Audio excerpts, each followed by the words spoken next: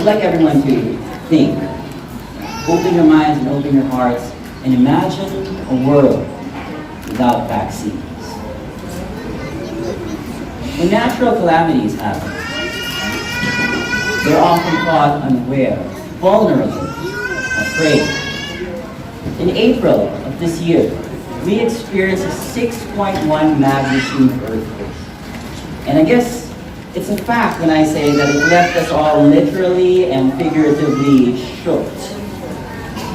The casualties from that earthquake, though, aren't no joke. 18 dead, 3 missing, 256 people injured.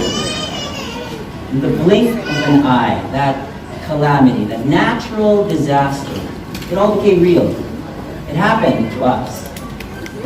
Yet if you think about it, it's really just a drop in the bucket compared to some of the worst natural calamities we've encountered in the 21st century.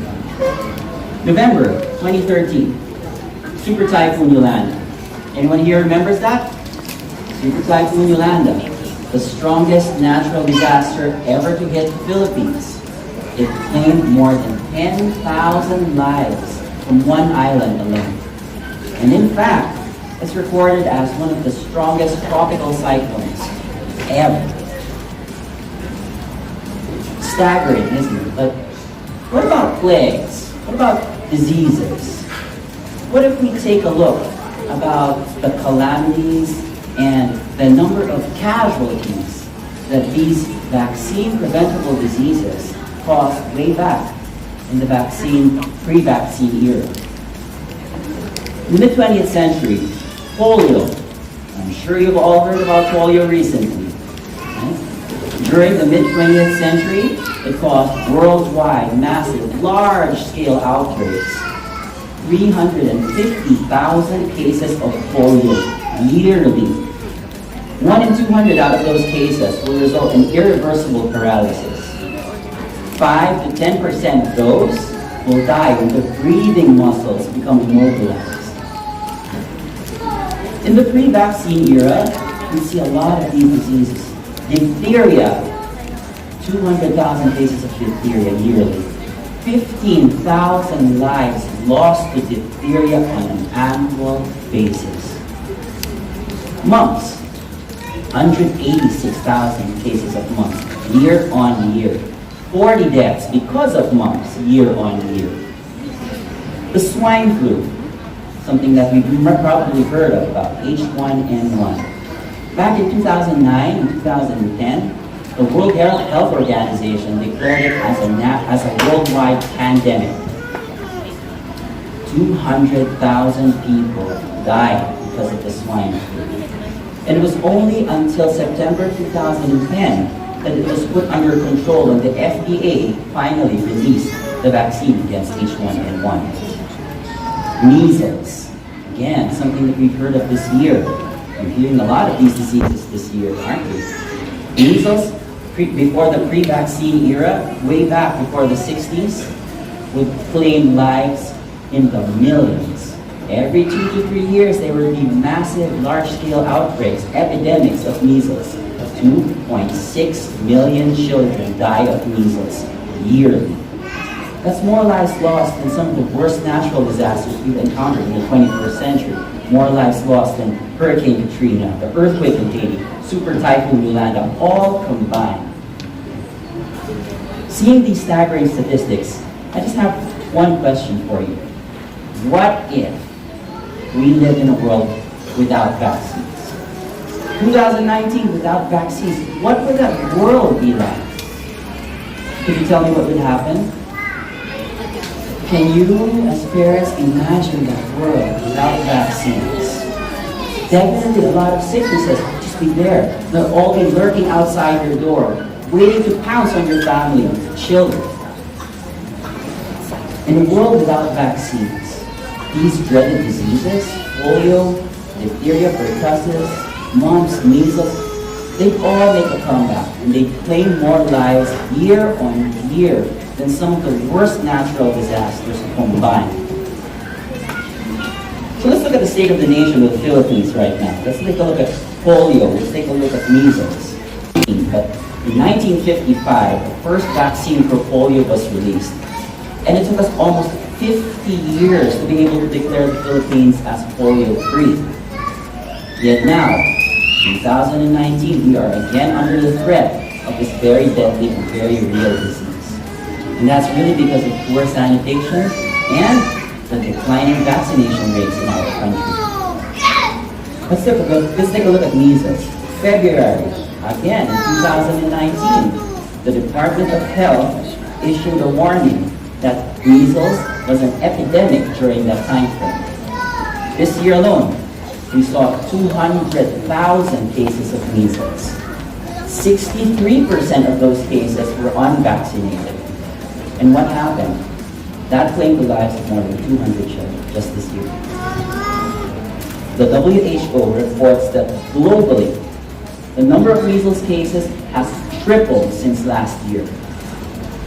And some diseases that we probably never even heard about, they're all making a comeback in our lifetime, in this era, thanks to the declining vaccination rates. So it's happened before. You think that maybe it's just happening to third world countries, but no, it's happened to other countries. First world countries. It's happened to Japan. It's happened to Australia. It's happened to Sweden. Let's take a look at Japan, for example. In 1974, they had an 80% vaccination rate against pertussis. It's also known as your whooping cough. Pretty good. But what happened? People started to forget about the disease because they don't see it as often. So vaccination rates started to go down year on year. And in just the span of 5 years, that vaccination rate from 80% went all the way down to 10%. You can just imagine what would happen next. From less than 400 cases of pertussis on an annual basis, it ballooned all the way up to 13,000 cases in just 1 year. And it claimed the lives of 41 children.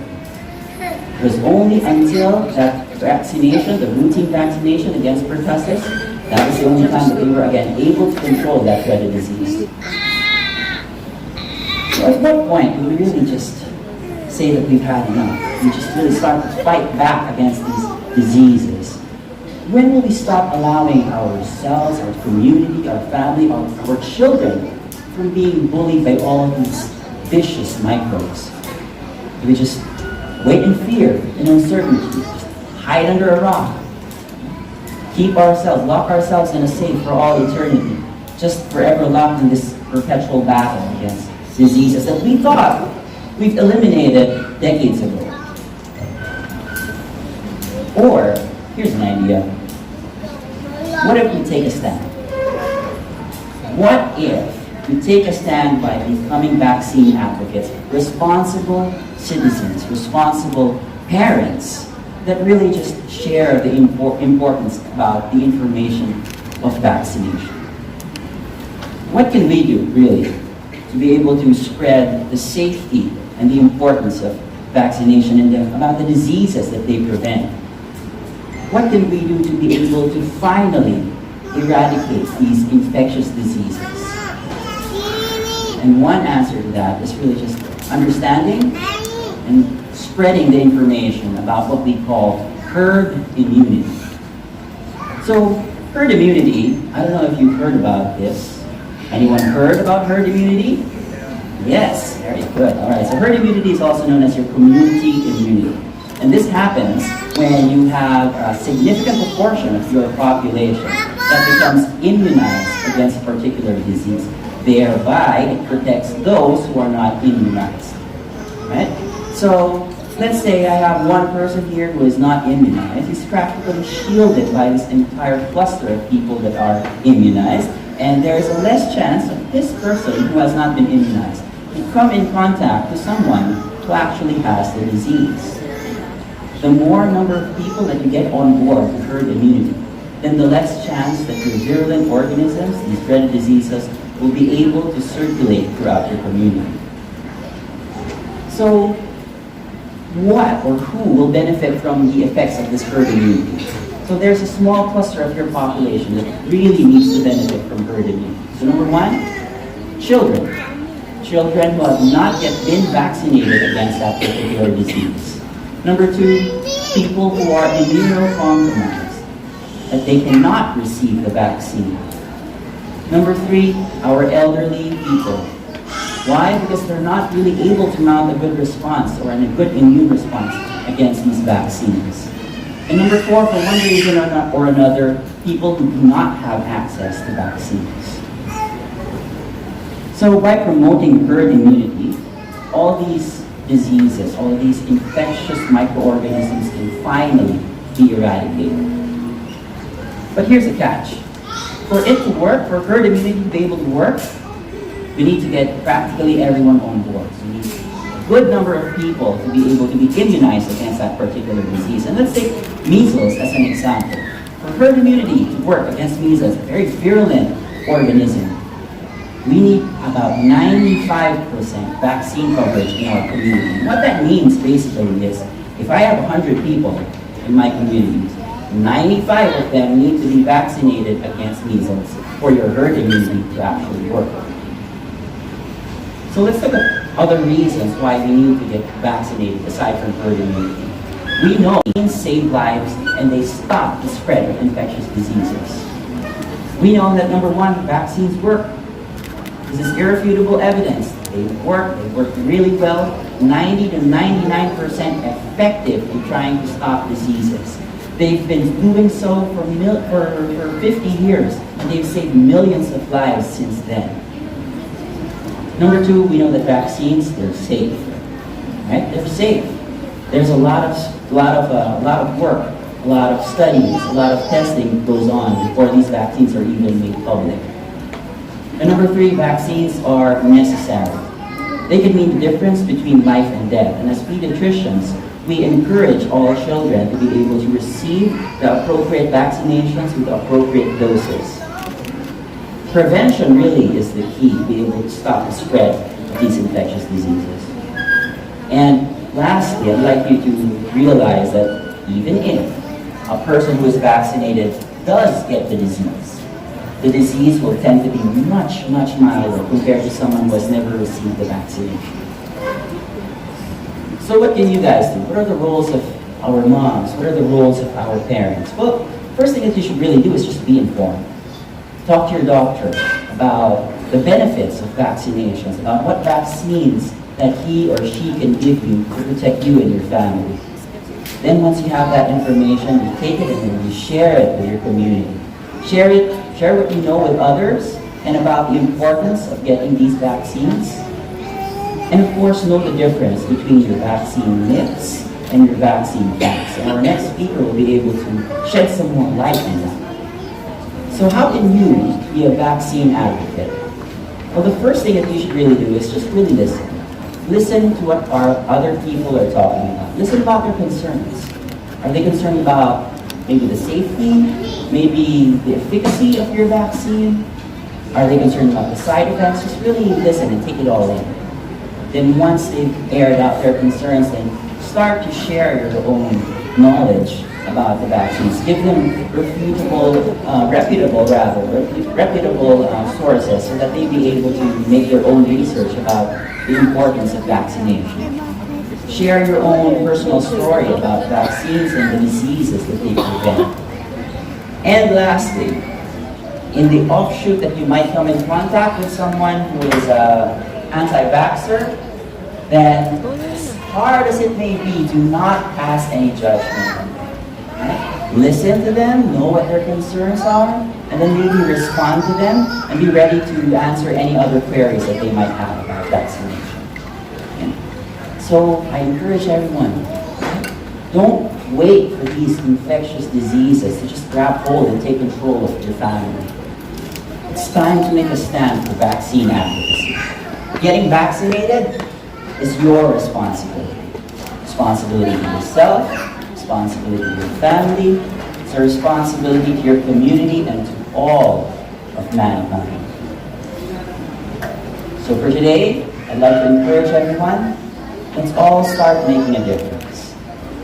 Today is the day that you can be a vaccine advocate. Thank you very much and have a good afternoon. At this time in our lives, when numerous research all prove time and again that vaccine saved lives.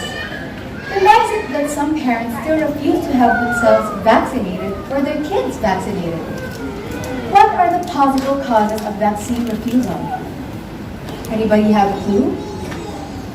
I'm sure we all have encountered reasons for vaccine refusal, but studies have shown that the top causes are fear and a lack of knowledge. People fear what they do not know. And parents have a lot of fears. Fear of adverse effects, their child getting sick or dying from the vaccine, and so on. So how do we counteract these fears? A wise person once said, we replace fear with knowledge. Before the discovery of vaccines, hundreds and thousands of people were dying from these vaccine-preventable diseases like tetanus, polio, measles, rabies, and so on. And it was because of this great number of deaths that pushed scientists to discover something that would prevent them in the first place. Vaccines. Vaccines have contributed so much to public health.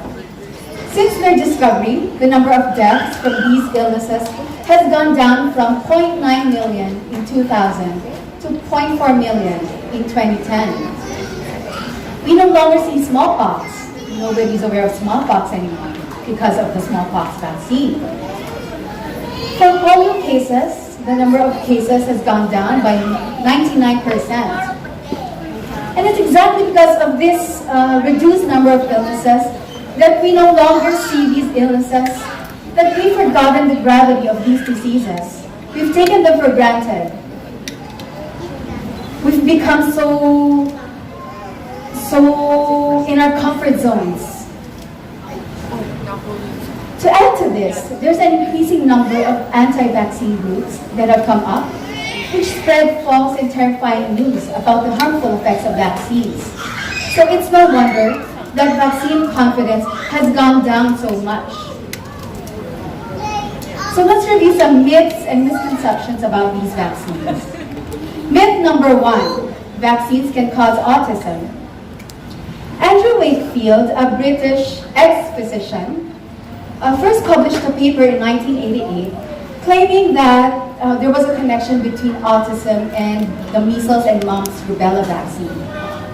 However, upon investigations, it was found that he falsified data and he had multiple conflicts of interest. So later on, his paper was recanted from the journal and his license was revoked as well. To date, no evidence has found a connection between autism and childhood vaccines. Studies have identified symptoms of autism in children even before they received MMR vaccine. And even more recent research has shown evidence that autism develops in utero, meaning even before the child was born or has received any vaccination. Myth number 2, vaccines contain harmful chemicals like toxins. As a matter of fact, vaccines do contain multiple ingredients like antigens, preservatives, stabilizers, which are proven to be safe and effective when used correctly and in very small amounts. These chemicals are needed in order to improve the immunogenic effect of the vaccine, to prolong its potency, and even to inactivate or kill viruses or bacteria in the vaccine. However, these vaccines contain very, very small amounts of these chemicals. In fact, the US FDA states that there's 50 to 70 times higher formaldehyde that you can find in a baby's blood when compared to a vaccine. Further comparing it to a pear, which contains 12,000 micrograms of formaldehyde, a vaccine only contains 0.83% of that amount. So it's that small. Myth number 3, flu vaccines can cause the flu and they don't work.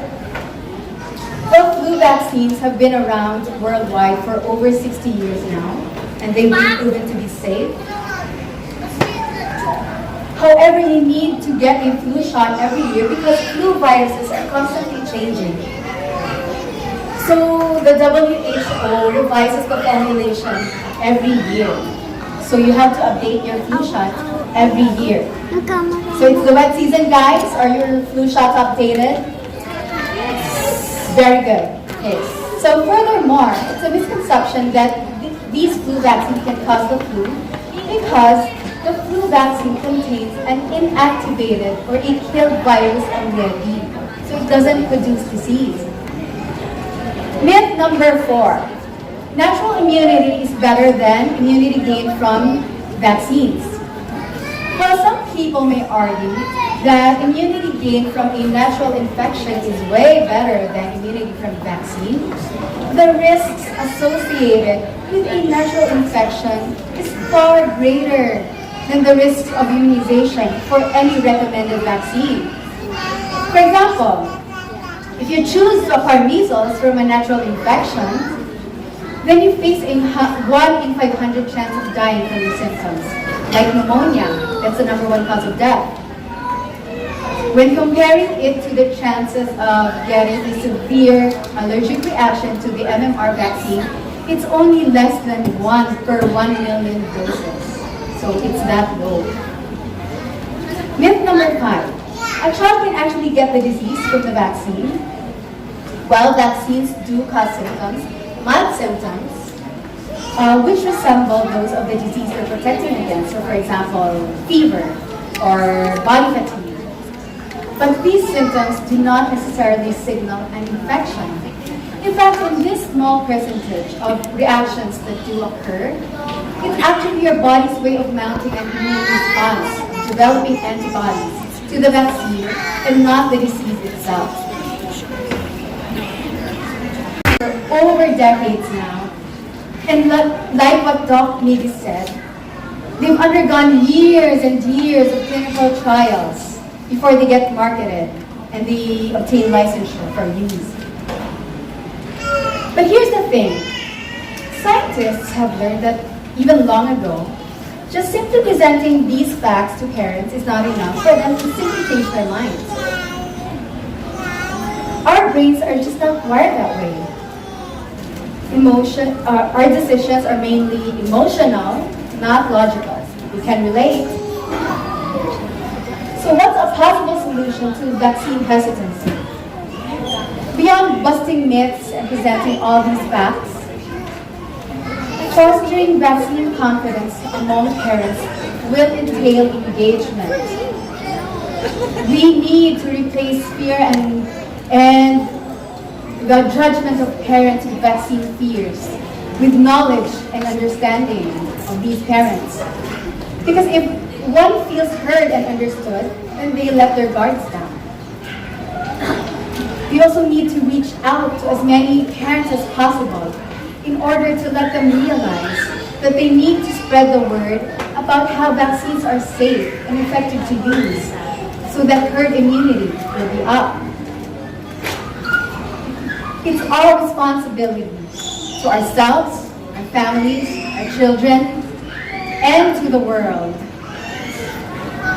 Because at the end, beyond facts and figures, the best way to communicate to vaccine-hesitant parents is to help them let go of their fears. To help them realize that vaccines save lives through thoughtful communication, empathy, and compassion.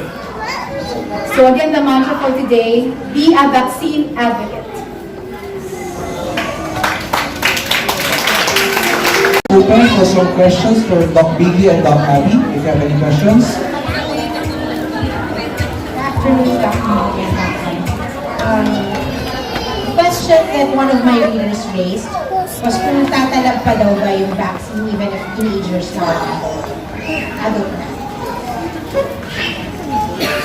Alright, so we have vaccines actually for adults as well, and we have vaccines for teenagers as well. So it really depends. So there are some vaccines that we really give specifically for adult population, some specifically for the adolescent population. But in terms of, in general, if you're talking about the generality of vaccines, yes, these vaccines can still be given for specific age groups, even for the adolescent or the older age groups. most especially if they've never been vaccinated against that particular disease during their childhood year.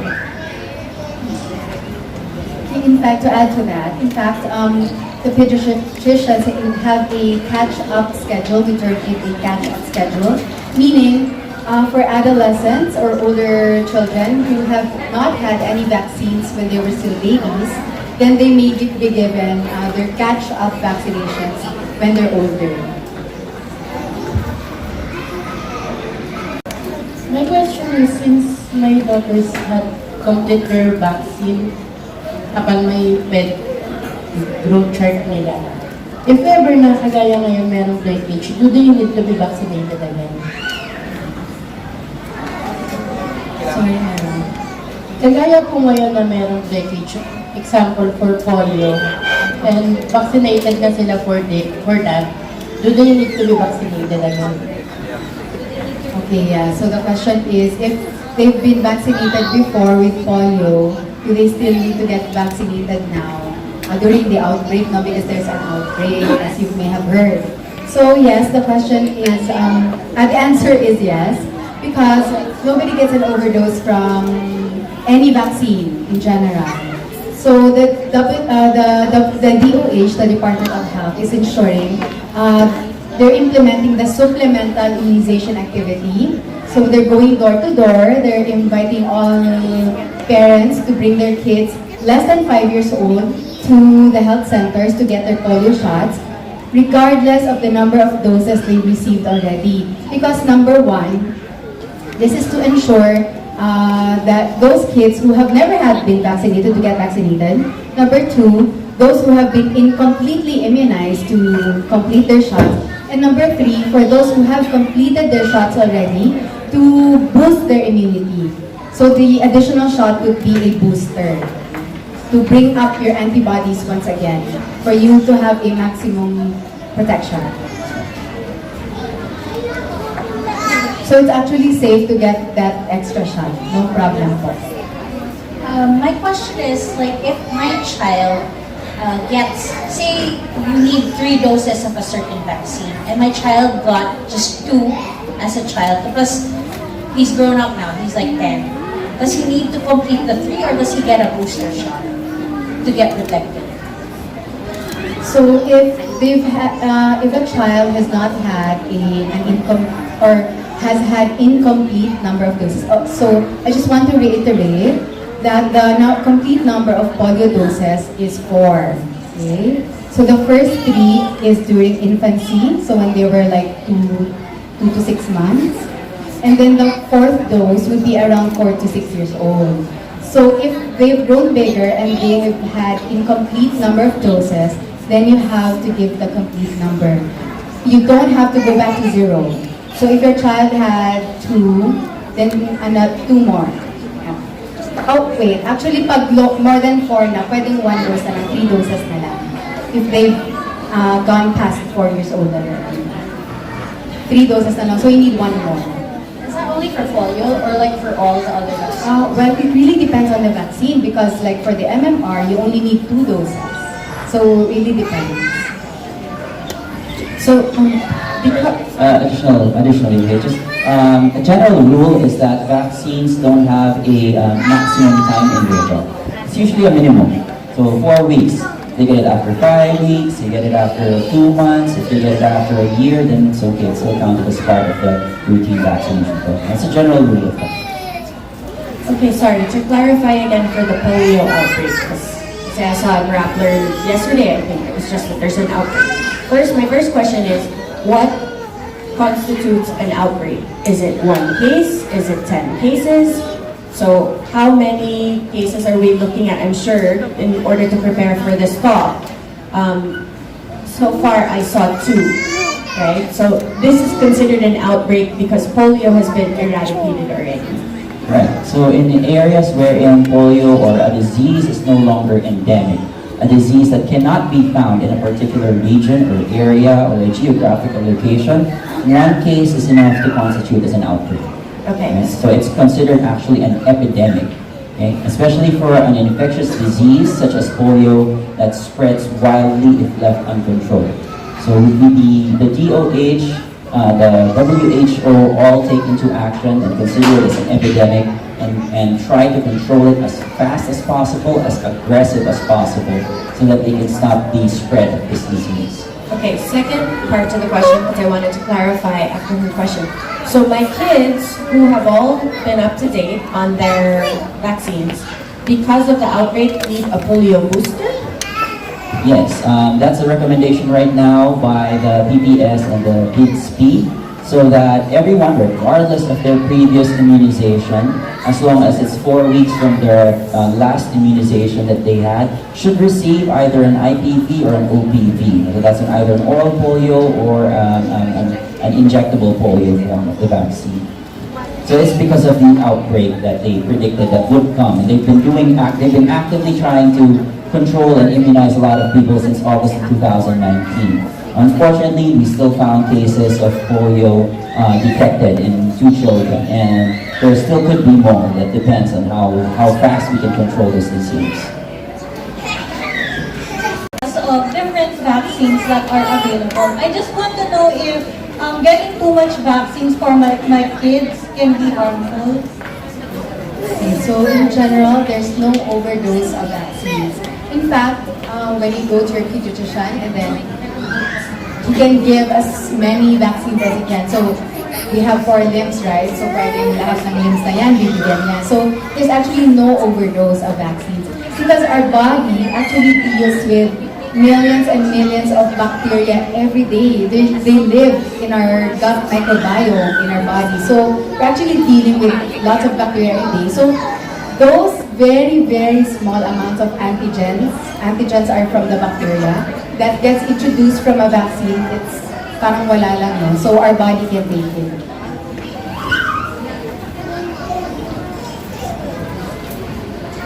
Alright. Regarding again sa polio, what if my child is already 10 years old and he gets all the vaccine, the four doses of vaccines for polio? Okay lang ba bigyan siya ulit if ever health centers pumunta sa bahay namin, and di ba there's a free doses, the booster shot, okay lang bang mag-take siya ulit for the booster shot? I'm sorry, how old is your child? 10. 10 years old. And then how many doses has he received? 4. 4. So I'm assuming he received 3 doses from 6 weeks, 10 weeks, and 14 weeks, Yes. right? On the 14th week, did he receive both the oral polio and the injectable polio? No IPV. No IPV. All right. And then at 1 year old, did he receive the booster for the oral polio? That's 1 or 2. 1 or 2. And then at 4 years old, did he receive the Yes. booster again? So your child actually has a complete vaccination against polio. And polio, really, the target of polio is 5 years old and below. But if the question is, can he still receive a vaccine against polio? Yes, he can still receive the vaccine from polio. It's not going to be harmful to him. But once again, if your child's already received the complete vaccinations and he's more than 4 years old, he's more than 5 years old, then the chance that he will get polio is extremely minute, extremely small, right? But if there's no danger in him getting an additional shot for polio. Thank you again. Regarding the OPV and the IPV, what's the difference between the OPV and the IPV? Right, so OPV is oral polio. We see that maybe in a lot of pictures that they drop a small container into the mouth. Right? Oral polio is actually easier to give. That's the first advantage. Okay, it's painless. However, oral polio only contains 2 strains against polio, and that's the type 1 and the type 3 strain. Okay? IPV, however, has all 3 strains: type 1, type 2, and type 3. So why not just give oral IPV? Why do you have to give oral polio? Oral polio, actually, the advantage of oral polio is that it stimulates your IgA. So that makes your gut immune to polio. And that's how polio is transmitted. And that's how it's spread into the community. That's why oral polio, when you give it, it makes your body be able to stop spreading polio to other people. IPV can't do that. And so that's the main difference. That's why we give the 2 vaccines, oral polio as well as IPV, to be able to control both personal immunity and to control the community immunity as well. Thank you. Hi, Daphne. I see a lot of moms and have their own audiences, they have blogs. Is there anything you can tell us that how can we spread the message? Like what talking points should we use if we want to encourage even anti-vaxxers to consider vaccinating? Well, I really think that for you to be able to convince people about the importance of vaccination, then the first weapon of choice that I would get would be really information. Get the right information, get it from reliable sources, get it from people that know what they're talking about, and that's really what we take into heart, and that's what we try to spread to other people. Right? We all know that not everything on the internet is true. We are all very familiar with that. So we pick our sources, we pick the people that we choose to listen to, and we try to encourage people to get on board with us.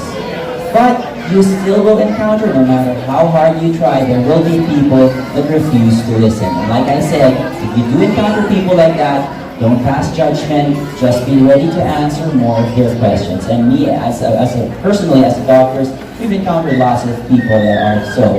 We just try to really be patient, try to keep convincing them about the information, the importance of vaccines. You show them numbers, because numbers don't lie, as they say, and try to make them realize the beauty that the vaccines have given us for the past 50 years, and the amount of lives that it has just saved. It's just massive.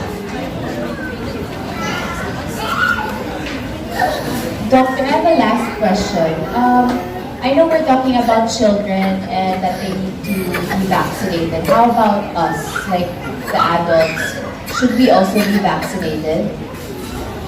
Is this particularly for polio or for all diseases? Or maybe all diseases. All the vaccines available? Yes, since now it's, there's so many things happening. We don't know, what to do. Which vaccines do you recommend us to take? Okay, so it's a very good question, and the answer is a very big yes. Okay? So because we're also humans, we're not, even adults, we're not immune to these diseases. Even polio can also affect adults, although very, very less in chance. So vaccines are all recommended. They're almost the same as the ones that you give also to children. Okay? Almost all the same. But for adults, so if you've completed them when you were a child, then you, as adults, you don't have to get them anymore. So the very important ones are the measles, mumps, and rubella, varicella, which is the chicken pox, flu vaccine, you need to get that every year, Japanese encephalitis, you also need the tetanus, diphtheria, pertussis, or Tdap booster. So there's a lot of vaccines available. A very helpful site for you would be most probably be the CDC. You can go to the Centers for Disease and Control Prevention. That's AUS website, and so they have a list there for all the vaccines for children, for adults. So you can also look at that because there's really so many vaccines out there. Yeah. I'm Alexa Gutierrez and this is Aria Gutierrez. And thank you guys for all coming and supporting Mommy Mundo. And Pep Talk is such a... I really had to make it. I said yes to this event right away because, right now we are filled with so much information. And as moms, there's just so much beliefs. People breastfeed, people can't. There are people that believe in, different things, vegetarian, just different things. And sometimes, it's really what works for you. And at the same time, what Mommy Mundo has helped me is really introducing me to other moms that have the background, like Isa Dr. Gel is also here. And Dr. Isa, she's not here right now, but she has also given me so much education about why we need our vaccines and why it's very important. So really talking to people that have the background, as what Dr. Miggy mentioned a while ago, is very important. And I just want to share with you my experience on my life, and and so this is my firstborn. This is Arya. Say hi, Arya. Hi. Hi. This is Arya, and she was our firstborn. We didn't know what to do. My mom passed away at a very young age, so I didn't have so much guidance on, vaccines. I had no clue, breastfeeding, how to be a mom. And so when I met I met RJ first, and then I met Janice next. I didn't know what the community was really all about and what was Mommy Mundo. And soon after a couple of years, I found out this information, That's where you can meet doctors there, you can meet nurses, people moms, regular moms like yourself, who, their information as real people, they really count, because sometimes, for some reason, moms, we don't believe our doctors sometimes. Do you guys feel the same way? I don't know why, sometimes when you go to the doctor's office, it's like, baka dito tama. So a second opinion always helps, or a third or a fourth. And those opinions come from the doctors here. Dr. Jelly, stand up, say hi. Say hi. So this is Dr. Jelly. Dr. Isa, she's also part of the Mommy Mundo. I mean, she's always at the Mommy Mundo events. So I really want you guys to know these people, because sometimes those second and third opinions from the group really are helpful. And so that's how I get more information. And at the same time, I know we all have mommy groups. Do you guys have mommy groups? So these mommy groups are also helpful just to know about who your children are hanging out with, like in school.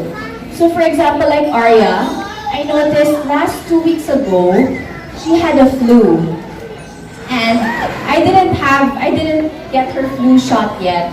And so and Janice invited me to this talk, and so I wanted to do my own research as well.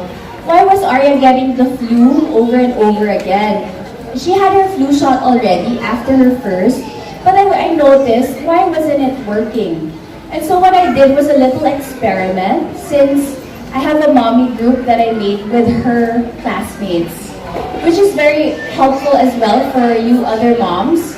And just make a mommy group with all her classmates, since she hangs out with them a lot. And so I asked them, guys, do you vaccinate your children? And if yes or no is fine. And if you want to share more information, please do. And guess what we noticed? We noticed that all of us gave our children vaccinations except the flu shot. So a lot of us, only 2 of us, gave the flu vaccine, and the rest didn't.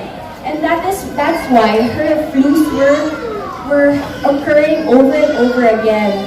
And we also realized that the importance of the flu shot, and how if we all did it all together, all the moms, it would get rid of the flu. And so after that, all the moms got the flu shots na, and nobody's getting sick in school. So just those little things that you can do on your own to spread the word, really asking your groups, have you guys gotten, did you guys get the flu shot, yes or no, and why not? If they don't want to share, it's fine, but mostly they will share with you, and it's just for the safety of our children.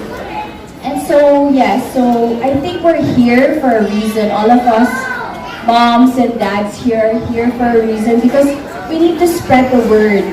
So let's spread the word about vaccinations, why it's important, or also talk to Dr. Isa, Dr. Jelly, to get more tips. I know we have so many questions as moms, so sorry Dr. Jelly, baka ang dami na mag-message sa'yo after this.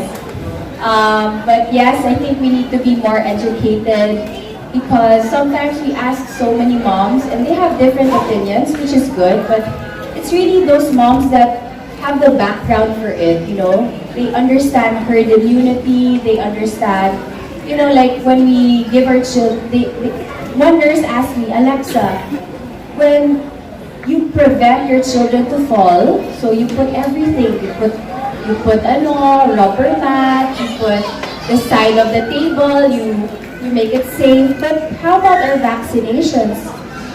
Why don't we do it? So it's connected. If we want our children to be safe, we take all the steps on how to make it safe for them, for a safe environment for our children. So that's all I wanted to share. I think we're here as we're all going to be ambassadors, I think, of the flu vaccine, and to really share why it's important to everybody. Thank you very much. Have a good day, everybody. Have a good weekend.